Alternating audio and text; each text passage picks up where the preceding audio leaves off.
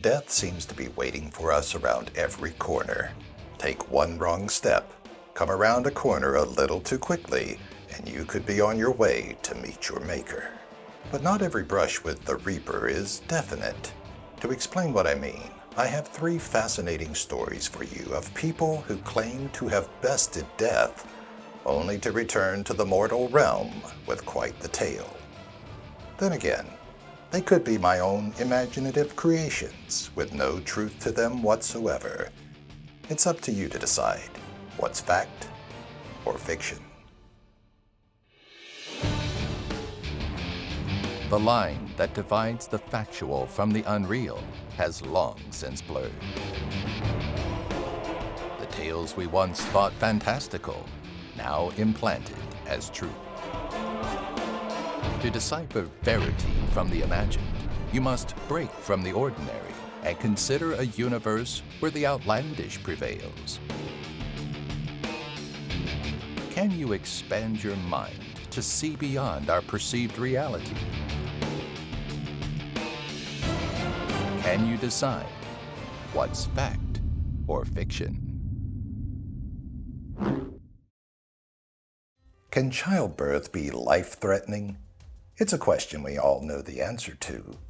But how many of us have actually lived through the horrors of a birth gone bad? Barb Zeckerman and her husband Todd were delighted to welcome a new life into this world. But during a complicated birth, Barb got a glimpse of the joyous life that was almost ripped from her. It was the light that faded first. At least, that's how Barb remembered it as her gurney was rushed down the hospital hall. The stark white fluorescent glow that bounced off the sterile walls blinded her at first, but the longer she was in the hallway, the more they dimmed. Eventually, there was nothing but darkness and the motion of the gurney moving. She felt hands pressed against her body and heard frantic voices struggling to remain calm. It all turned into a dull echo before fading completely, but she was still conscious. Barb still thought and felt and could sense everything around her. Pressure on her abdomen, hands against her thighs. The feelings were vivid. Then the cry came. As the shrill of the baby's voice pierced the air, the darkness snapped away, and Barb found herself looking down on the chaotic scene. She remembered thinking that her view was impossible, that she shouldn't have been able to watch as her baby was pulled from her body. She took notice of her own limp figure, Todd sobbing at its side. It was then she knew what had happened. Their greatest fear realized. She hadn't survived the birth. She wasn't sad, though, but rather at peace that she could watch as the new father held his baby, tears clouding his eyes. Before she could appreciate the serenity that washed over the room, they were outside, the sun shining brightly on her family. Then they were inside, gathered around her baby's first pile of Christmas gifts. Barb felt nothing but joy as time passed, her baby now a toddler. She laughed as the baby fell and cooed for her father to pick her up. She smiled as they came together for a meal, her child now a teenager with long blonde hair. Barb wanted to remain there, suspended in her nothingness, observing her family as it grew and lived and laughed. But as a sharp pain coursed through her body, the image started to dissolve. She was being ripped from her happy place above. The bright light came again, but when it dissolved, she was staring up at a masked face, the whirring and beeping of machinery all around her. It was an experience she would never forget. And while those around her believe it was vivid imagery her brain fabricated in order to deal with the pains of childbirth, she's persistent in her belief that she was given a glimpse into a future without her. A glimpse into an alternate future. It may sound implausible, but who are we to decide what we see when our hearts stop? Surely you have an opinion on Barb's story, so why not share whether you think this tale is fact or fallacy? by using the comments section below. We'll have a reveal for you in a bit.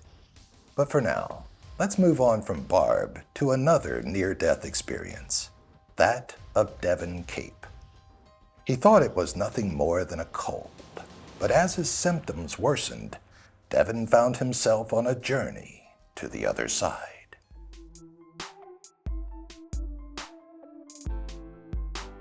I didn't know what would happen, Devin replied as he dug up the vivid memory from his past. I knew an induced coma was bad, that I may not wake up from it. But I also knew it may provide me a chance to return to what I can only describe as the other side. Clearly, it's a difficult story for him to recount, not because it terrifies him, but because of the ridicule and criticism he's received from it. They were just cold symptoms, maybe the flu, a fever, cold sweats, blurred vision. I never expected that to lead me to dying at my doctor's office. But I did. My heart stopped, and though my body ceased to function, I still heard the nurse yelling, "Hurry, get a doctor in here, he's dead." It was surreal, but in the darkness, I found something. A bright light, shining as bright as any I've seen. It was beautiful. There were doors, too, though something kept me from approaching them. I pushed and pushed, but some force kept me back. Then I heard the voice, somewhere deep within my brain, "You cannot enter that room, my son." Nothing seemed to bother me in this white place. I was happy. I felt love. But that door, I wanted to go through it. I tried again, but the voice came again. "I told you, my son, you cannot enter that room." I asked why, and to my surprise, the voice answered, "You must go back. You must finish one more thing." But the voice wasn't even the craziest part of it all. I woke up a day or two later, and everything seemed different. I couldn't move from my bed, but I was alive. Still, I saw things I shouldn't have. Visions of people and things that were impossible to be in my hospital room. But I saw them, as if to remind me of that one thing. I did recover, and as much as I tried to put the event behind me, it was always there. What was I supposed to do? Why was I sent back? Years later, it finally happened. My daughter, once a sweet girl, got involved with drugs thanks to her husband. Their son, my grandson, was only 2 and caught in the middle of a horrific situation. He deserved better, and so I fought for custody. My wife and I struggled against my ex-wife and my daughter, but after a 7-year battle in the courts, custody was signed over to me. I like to think that was the one thing I was sent back for. I like to think he's the reason I'm still alive. Devin's tale may leave you questioning 2 things. First, do we all have a purpose to fulfill? And second, was it really nothing but a load of fluff? You can vote on the second question using the on-screen prompt. But let us also know your thoughts in the comments. As we move on to our third and final story, I want you to ponder. Have you ever met someone in your dreams only for a chance encounter to see them in the real world? For Amanda Ward, it's a very real scenario. But to her, it wasn't a dream. It was another plane of existence.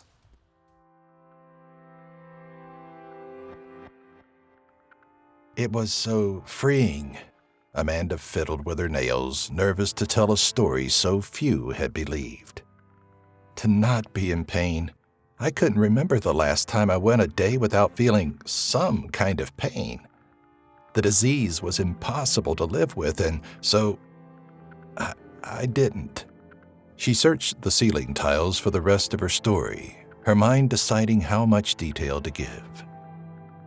The pills took effect pretty quick. I remember that stiff feeling, as if I were being mummified, and then it all just dissipated. My body was light, like it didn't exist, and the room faded around me. I wasn't alone. dozens of others were standing and waiting to enter some sort of portal.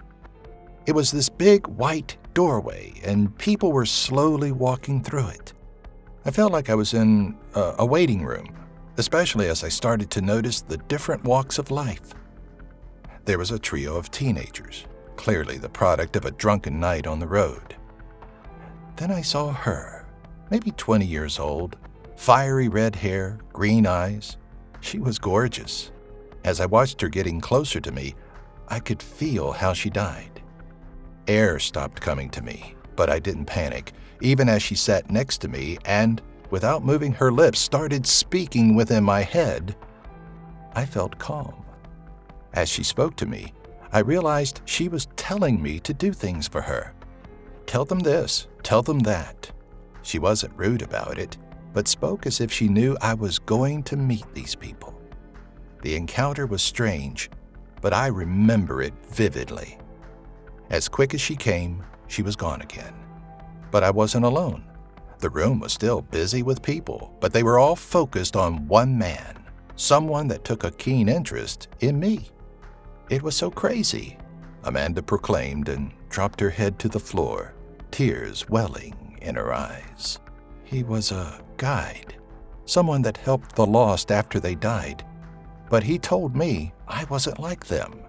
I was alive, just stuck in between. And he was right. My time in the white room, the encounter with the red-haired girl and the mysterious man, they happened in a span of seconds that I slipped out of consciousness.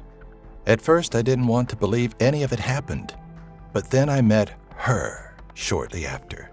A middle-aged woman, crying within a group of people, being consoled over a loss.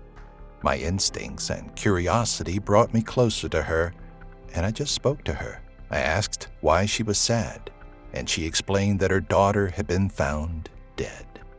She flashed me a picture. It was her. The green eyes, the fiery hair. In those moments I left the world, I crossed into a passage of the dead on their way to whatever was beyond that portal. How would one go about explaining what really happened to Amanda?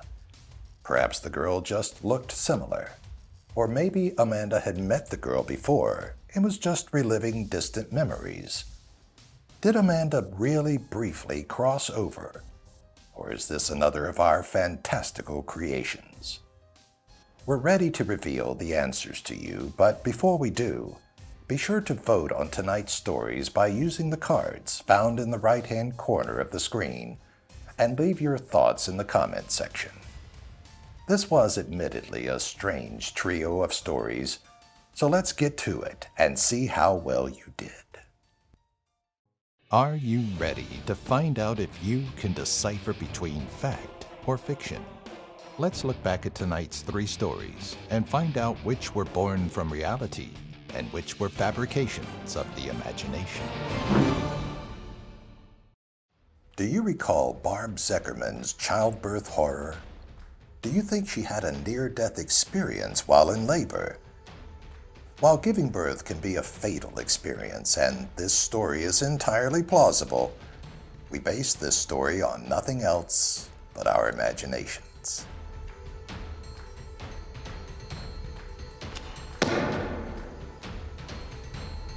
How about Devin and his fatal cold symptoms? Did he find a purpose for his life in a near-death experience? If you said it was fictitious, allow me to introduce you to nderf.org and the story of Juan R., case 8414. Juan claims to have died and found himself facing a door he couldn't enter. As for taking custody of his grandson, it's all part of Juan's sordid NDE tale.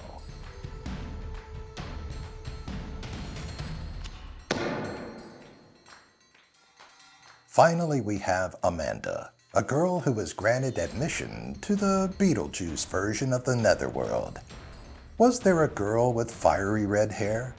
Did Amanda, once recovered from her affliction, run into the girl's mother? As surprising as it sounds, this is not something we made up. The story, which belongs to a girl named Amy, was originally reported to the Near-Death Experience Research Foundation and shared on Northwest Spiritism.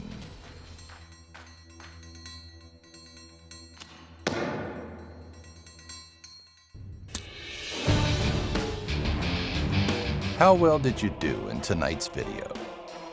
Did you look past the deception of our world and define the off-blurred line that struggles to separate lies from the truth? Let us know in the comment section below. And should you find the urge to test your perceptions again, be sure to subscribe and join us next time when we ask you to decide what's fact or fiction.